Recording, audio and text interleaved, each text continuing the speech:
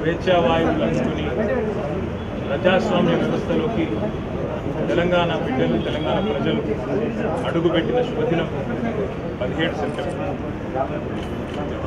కొంతమంది విమోచనమని, మరికొంతమంది విలీనమని, ఇంకొంతమంది విద్రోహమని రకరకాలుగా అనవచ్చుగాక, కానీ తెలంగాణ సాయుధ పోరాటంలో ఆనాడు వేలాది మందిగా, లక్షలాది మందిగా పాల్గొని వేలాది మంది అసువులు బాసి ఆనాటి రాచరిక వ్యవస్థకు వ్యతిరేకంగా పోరాడి మనకు ఇవాళ స్వేచ్ఛా వాయువులు వచ్చినాయంటే ఆనాటి అమరవీరుల త్యాగాలు మనందరికీ ఆదర్శం.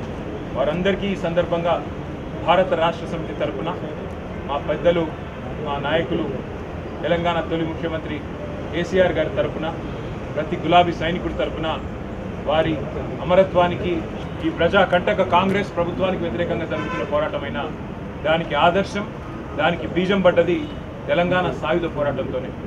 ఒక షేక్ బందగి, ఒక దొడ్డి కొమరయ్య, ఒక ఆరుట్ల కమలమ్మ, ఒక ఆరుట్ల రామచంద్రారెడ్డి గారు, రావి నారాయణ రెడ్డి గారు, ఇట్లాంటి ఎంతోమంది పెద్దలు ఆనాడు పోరాట స్ఫూర్తితో బండెనక బండి గట్టి అనే అద్భుతమైన కవితలు రాసిన పెద్దల స్ఫూర్తితో మరి భవిష్యత్తులో కూడా ప్రజాస్వామిక ఉద్యమాలు నిర్మిస్తూ తెలంగాణలో తిరిగి సంక్షేమ రాజ్యం రావాలని, రైతు రాజ్యం రావాలని, తెలంగాణ ప్రజలు స్వేచ్ఛగా ఊపిరి పీల్చుకునే మరి నియంతృత్వ పోకడలు లేని ప్రజాస్వామిక వాతావరణం రావాలనే ఆశయంతో కేసీఆర్ గారి నాయకత్వంలో పోరాటం చేస్తూనే ఉంటాం.